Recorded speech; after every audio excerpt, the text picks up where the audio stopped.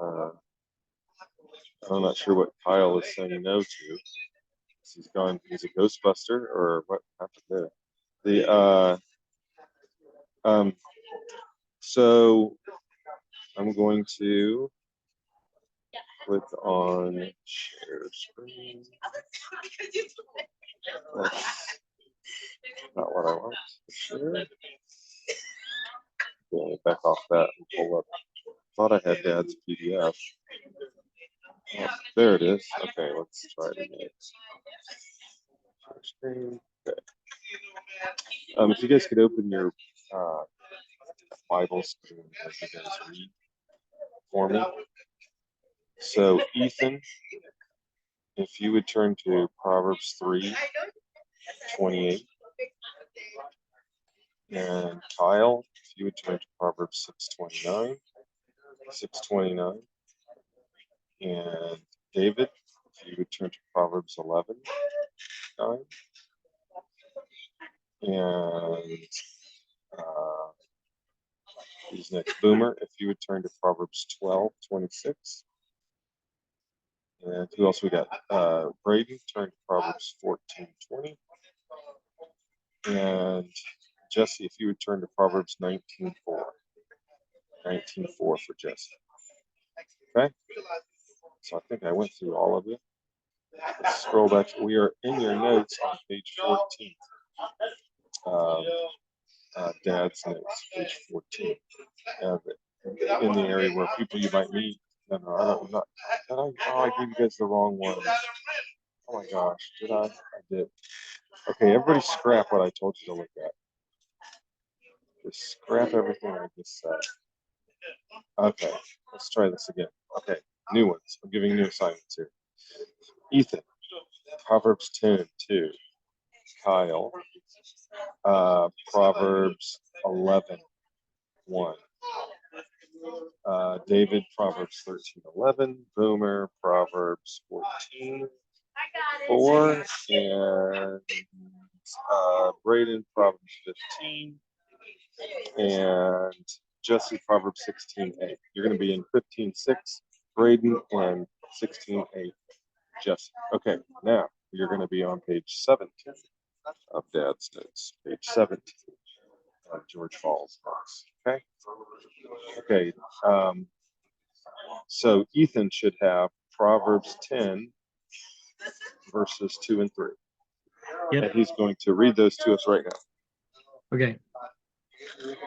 Treasure of wickedness profits nothing, but righteousness delivers from death. The Lord will not allow the righteous soul to famish, but he casts away the desire of the wicked.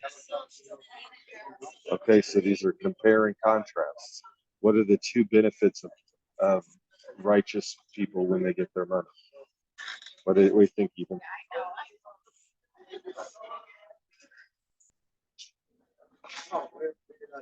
Well, first off, they're delivered from death. They're in verse 2. Mm-hmm. Their money doesn't kill them. Okay. Also, they're not satisfied. They're satisfied with food. They don't finish. Okay. So they don't have so much money it kills them, but they got enough that they don't starve. They get the appropriate amount of funding. Not too much, not too little. As Goldilocks would say, just right. Okay. All right. The wicked. What happens with their money? What's the problem when wicked people get money?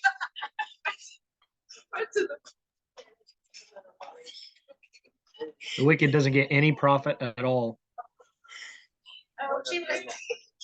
And they don't even get their desire either. Right. They don't get the keep it. So I heard somebody say the other day that money isn't good or evil. It just magnifies who you are. And so if you're good, it's going to magnify your goodness. If you're evil, it's going to magnify your evil. And that's why getting money quickly sometimes for some people is really bad, because they haven't developed their character to handle having who they are magnified too much. And people, I saw a meme the other day. It says, if money is the root of all evil, Why do churches keep asking for it? Well, the problem with that is the Bible doesn't say that money is the root of all evil. It says that the love of money is the root of all kinds of evil. So money is not evil. There's nothing wrong with money or even being rich. The problem is when you love money more than God or more than people, that's when money becomes evil. It's the worship of money that is the root of all kinds of evil. And so don't let people misquote that verse to you. Okay, now we're in Proverbs 10, verse 22. Ethan, read verse 22 to us.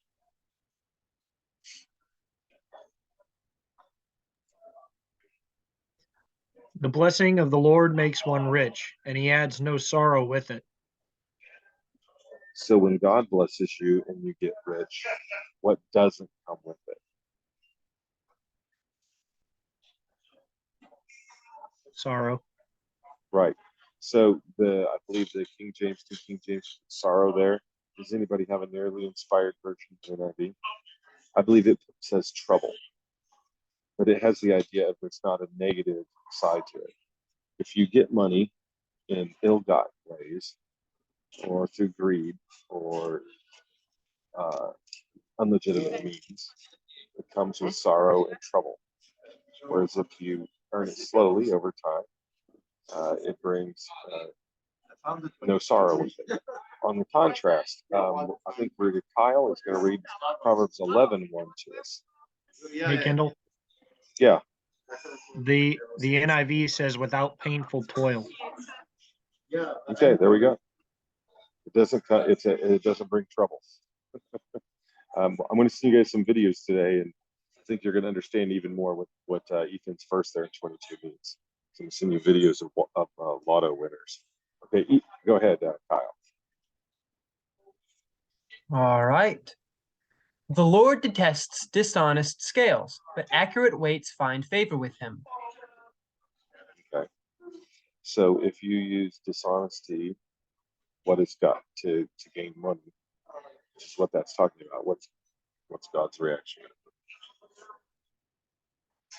Well, it says he detests it. Right. And when you trade fairly, then what's his reaction? Well, then you find favor with God, the opposite. Right. So if you're a dirty capitalist, you're going down.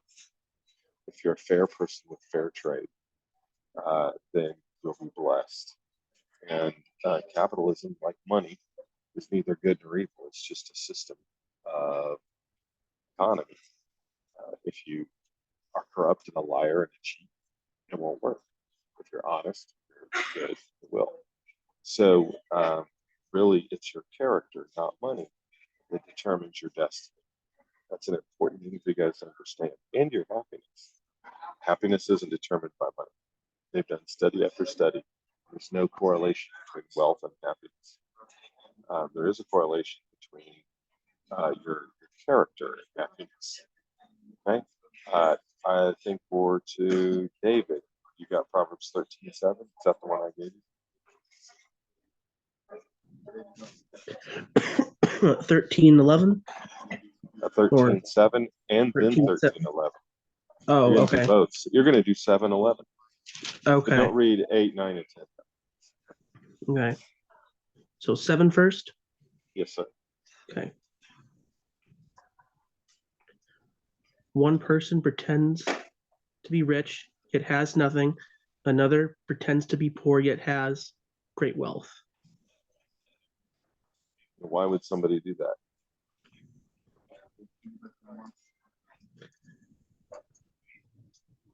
To pretend to be rich, I would think they'd want people and popularity and favor with people. To pretend to be poor, they'd want sympathy and people to give them money and to feel bad for them.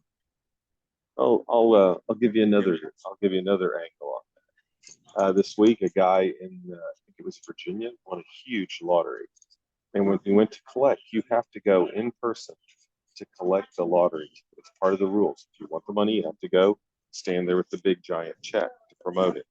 But when he did it, he wore a Scream mask the whole time. Ever seen the Scream, famous painting, the Scream? He wore a mask that looked like the Scream and wouldn't show his face. Why do you think he just won all that money? Why do you think he wore a scream mask? Anybody want to guess? He didn't want to be recognized or have money. Yeah, he didn't want to be seen. Oh, look, he's walking down the street. Look, there's the guy that won $230 million. Let's kidnap him.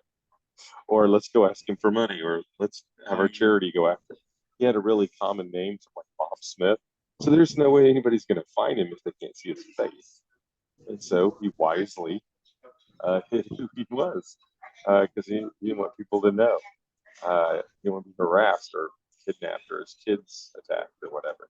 I remember when my friend Chris sold his company and got, millions and millions and millions and millions of dollars. He had to hire security for a while for his wife and kids because he was all over the newspaper that he just won that money and he didn't want anybody to kidnap his kids. And sometimes money comes with more trouble than it's worth. Okay, now verse 11 here, David.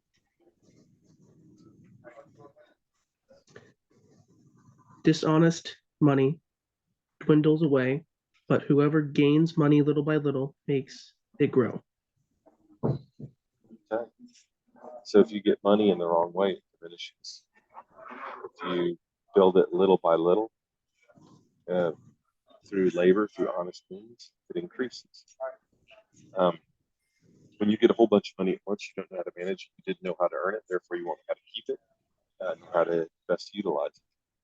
The nice thing is when you earn money the old-fashioned way, through working and gaining and saving. As you're going along the way towards wealth, you're learning the skills, abilities, and ways of sustaining wealth with money.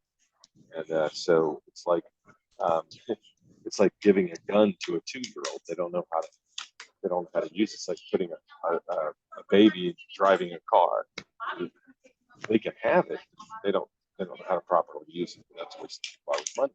They haven't matured along the way to be able to utilize what they have. Okay, compared to Boomer, Proverbs 14:4, and then I'm going to have you read 14:23. 14:4. Where no oxen are, the manger is clean, but much revenue comes by the strength of the ox. Okay, we talked about this one earlier in class. Do you remember what we learned from that, Boomer? Do you remember the lesson from it? It's going to be on your exam, I believe, too. Maybe that was Yeah, it's easy to have nice things if they're never worked.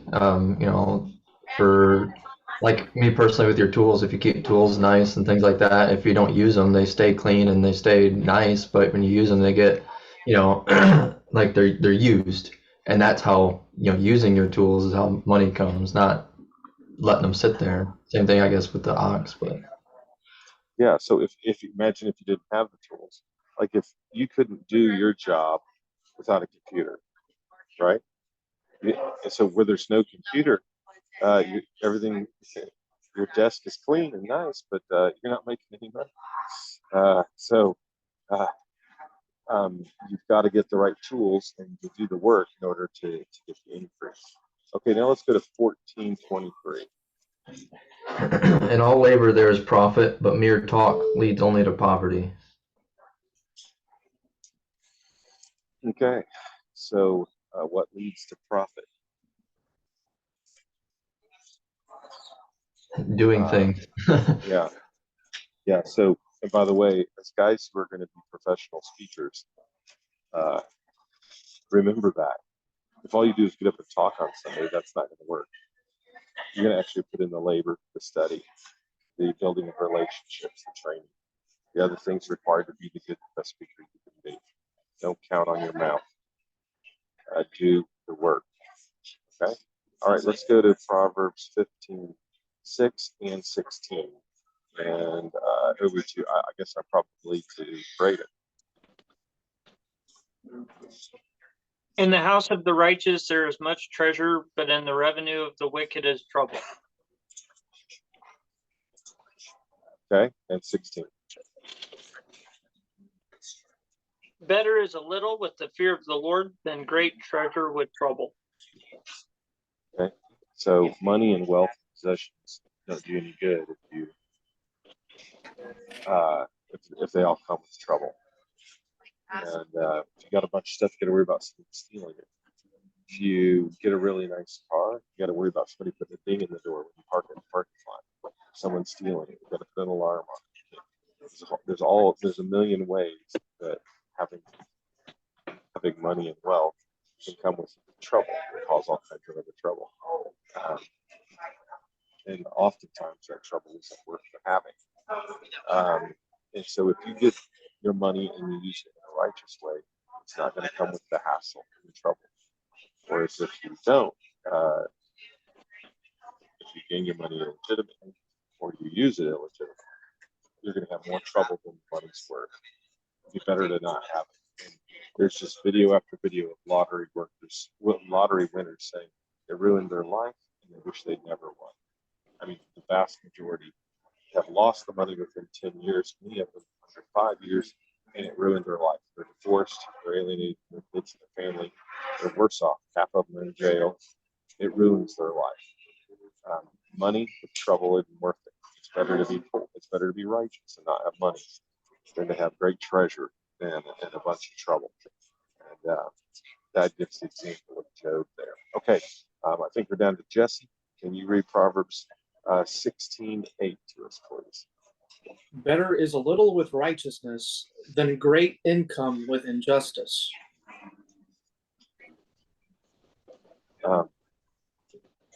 You are better off. We've been talking a lot about the earthly consequences, the short-term consequences, the here and now consequences. We're definitely there because this world's governed by wisdom. They play out. So people call it karma. It's not karma. It's just how God designed the world. But there's also the eternal consequences. What are the eternal consequences of living in just in that manner, right? So Ecclesiastes 5:11-14 says, when goods increase, they are increased that eat them. And what good is that to the owners thereof? Saving the beholding their eyes. The sleep of a laboring man is sweet, whether he eats little or much. The abundance of the rich will not suffer him to sleep, won't allow him to sleep. There's sore evil in that I've seen under the sun. Riches kept an owner in their hurt. But those riches perish by evil travail. He begets a son, if there's nothing in his hand. So he's like, what's the point of getting all this money when you can't sleep? You're so worried about it. There's so much trouble. And it won't allow you to have peace at night. And then your kids don't end up getting it anyway. It brings hurt into your family and it ruins your children. I mean, there's all these consequences that can happen with great wealth. Why do we keep chasing after it? That's why Jesus said to just pray for our daily bread. Pray to be rich, pray to be wealthy. But just to have our daily bread. And that's why the Bible teaches us if we got 2 coats, to give the other one away, to not mass amounts of possessions, but to share and to give away. And the excess that we have, spend on ministry. My dad made a lot of money in his life. He never had any trouble sleeping. Never had any travail. Never had any trouble. He gave it all away. Invested it. Gave it back. I encourage you guys to be generous and to not heap up treasures for yourself. If God blesses you financially, you bless others. And do that. Okay, so a couple more verses. Proverbs 15:27. Somebody near Proverbs 15 could read 27 for us, and somebody else take 17:23. That'd be awesome. I can do 15:20. Okay, please do. Is that Joshua? If done, I Yes. got you. Right. The greedy bring ruin to their household, but the one who hates pride live. So what does a greedy person bring on his family?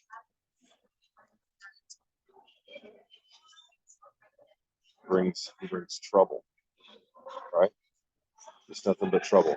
Ethan, why don't you do 17:23 to us for us? Yeah, I'd love to do that. And Kyle, why don't you do 19:1? And what we got next? On my screen is Braden. So Braden, do 20:21 for us. And Jesse, if you could do 21:4-7.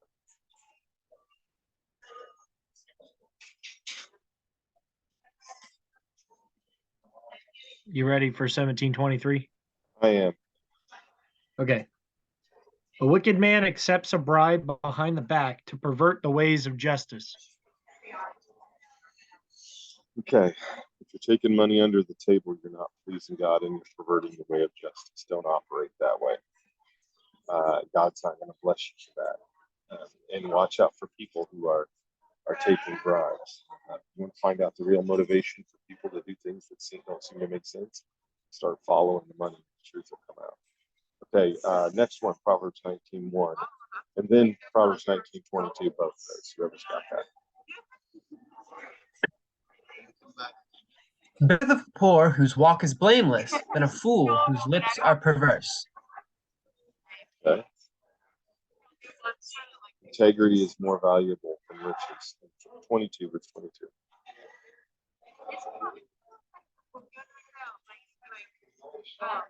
All right. What a person desires is unfailing love. Better to be poor than a liar. Don't compromise your integrity and become a person who doesn't tell the truth. At some point, you might be tempted to not preach something that you know is true because it means you're going to get fired from your church or you're going to lose your job. Don't give in to Satan's temptation. Tell people the truth and don't hesitate to tell them the whole truth when you preach it. If it means you lose your job, don't worry about it. God will take care of you. But keep your integrity before you keep money. Proverbs 20:21 does that.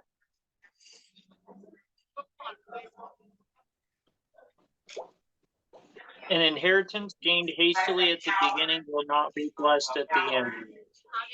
Okay, so we talked about people who get money too quickly and they don't know how to manage it. They don't know how to use it. That's like something we've all heard of and seen before is somebody who inherits money or has a rich dad and they get all this money and blow it and run the company into the ground because the dad never taught them how to use money. One of the things you're going to want to definitely do for your kids when you have kids is teach them to earn money and then how to use money, how to time, how to be managers of money. So by the time they're old enough, they start getting it. They know how to use it. How many times have you seen somebody get in the NBA or the NFL? And they haven't been taught to use money they grew up for, and they get all this money and they just blow it. Rappers do it, musicians do it, where they get all this money and they can't handle the massive increase in money. Like they don't know what they're doing, and it actually ruins. It's terrible. Okay, who has Proverbs 21:4-7? Okay, Jesse, go for it. Haughty eyes and a proud heart. The lamp of the wicked is sin. The plans of the diligent certainly lead to advantage, but everyone who is in a hurry certainly comes to poverty. The acquisition of treasures by a lying tongue is a fleeting vapor, the pursuit of death. The violence of the wicked will sweep them away because they refuse to act with justice. Okay, so if you use lying or violence to get wealth, I mean, you do. You're not going to keep it, and it's going to lead to death. And pride, haughty looks, that's not going to get you happiness and wealth. But if you're diligent and not hasty, then you can be blessed. Hastiness, when you're too big of a hurry, and when you put things off and wait to the last minute, if you sense hasty, that's a good way to lose money and not have success. But what brings success and slow, patient earning of wealth and building of wealth is when you're not hasty and you're diligent. You need to develop a plan for saving and investing over a lifetime. You guys need to start doing it right now when you're young. And you need to be diligent that you do it every paycheck, constantly. You're diligent and you're not hasty. You're not trying to bet on the things in the stock market that are going to get you money and make you rich overnight. You're going to invest in solid investments that slowly grow over time. So you're going to be diligent and not hasty. That's what leads to success when it comes to money. All right. Proverbs 22:16. Jesse, would you jump down to verse 16? I think you just did 1 and 6, didn't you? No, you were 21:4-7. Give us 21:1 and 6, since you're right there, or 22:1 and 6, since you're right there anyway. Let's do 22:1 and 6, Jesse.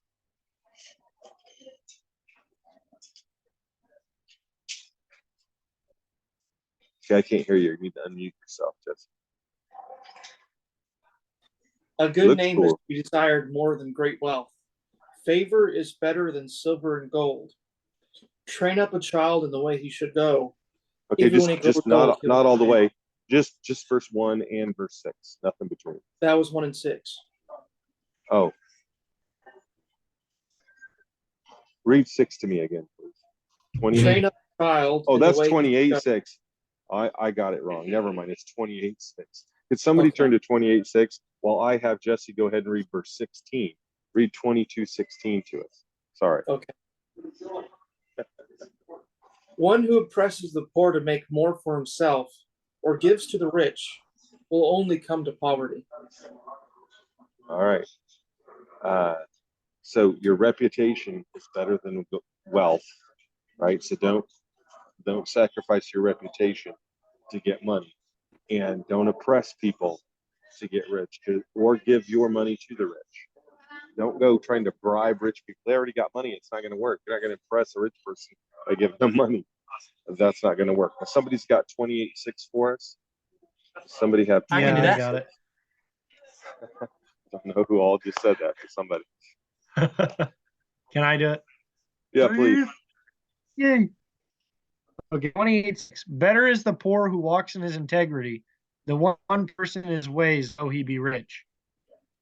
Okay, so don't ever sacrifice your reputation to get money. Because you'll end up like a tax collector. You're gonna end up like Zacchaeus. He was rich, he had money, but nobody respected him because he got it in ways that were ill-gotten, right? And there's lots of rich people that nobody respects and nobody wants to be like. Right now, Kanye West is a billionaire, right? But nobody respects him. He sacrificed his integrity, and so what good's this wealth, right? Your reputation is more important than your money. David, would you turn to Proverbs 23 for us, 4 through 8? 23, 4 through 8. And then Boomer, why don't you go to Proverbs 28 for us, verse 8.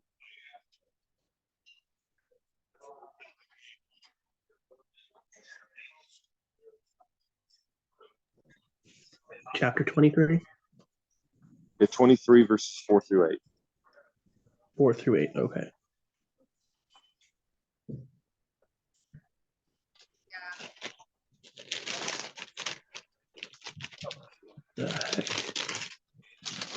My pages are sticking together.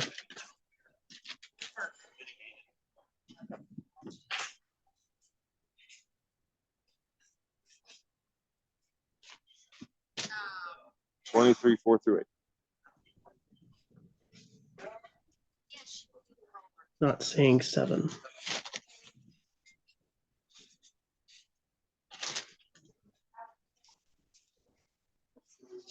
Oh, okay, now I got it. I was confused. Okay. This is starting with saying 7. Chapter 23, verses 4 through 8. Okay. When you sit to dine with a ruler, know well what is before you. I don't think and we point- got the right one. No? We're 23, 4. This says 20. Maybe the reference is wrong in Dad's notes.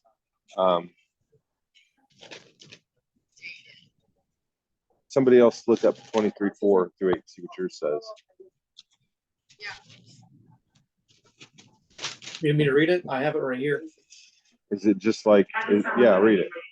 Do not weary your gain wealth. Stop dwelling on it. When you set your eyes on it, it is gone. Wealth certainly makes itself wings, like an eagle that flies toward the heavens. Do not eat the bread of a selfish person or desire his delicacies. As he thinks within himself, so he is. He said, you eat and drink, but his heart is not with you. You will vomit the morsel you have eaten and waste your compliment. Okay, so if you work and slave for money, it'll just disappear. It'll fly away. Don't chase after money. And then don't chase after people who have money, because even what they give you, they don't really want to give you. It says in Ephesians 4:28, like him who stole, steal no more. Rather let him labor, working with his own hands, thing which is good, that he may have to give to him that is in need. So the reason we work is, number one, to provide for ourselves and our family. And then number two, to provide for people who are in need. If you try to amass huge amounts of wealth for yourself and you aren't generous towards others, then you miss the point of making money and work. So Jesus said, do not work for meat that perishes, but for meat which endures to eternal life. We need to be working for eternal things, not for mere earthly things. Right now, they are calling for me to go get on a flight, so I'm going to have to take off. But basically, what we're seeing here is the chasing after material wealth and trying to get rich quick, or having money for money's sake, is destructive to you, to your family, and to your soul. But if you'll work hard, you'll be diligent, you'll save little by little, you can have enough money for your needs to be satisfied, and it will not come with trouble. You can use money in a way that doesn't bring trouble on you and your family or your soul eternally, or you can chase after money and harm yourself, harm your family, and leave yourself in want and put yourself in your soul in jeopardy. So money is not good, money is not evil, wealth is neither good nor evil. It's our character that matters. So instead of chasing money, chase character. All right? Chase your character, who you're supposed to be. All right. Well, I need to get running because my flight is starting to load, and I don't want to miss another one or have another hold up. So I appreciate you guys tuning in for while you did. I wish we could have gone longer. I am going to send you some links to some videos that I was going to show you anyway. You can watch those this week, and because they illustrate what I'm talking about. And when you teach on these things, you can remember these videos. That's the kind of thing you can show the people at the church in your studies and your bureau groups, whatever, to help them understand the truth of these proverbs. I don't know anything better than lottery winners to play out the wisdom of these proverbs that we find in the book of Proverbs. You guys got your study guide? We have the test next week. It's been awesome. Keep me in your prayers while I travel, but I really need to run right now. So I will catch you guys later. God bless you.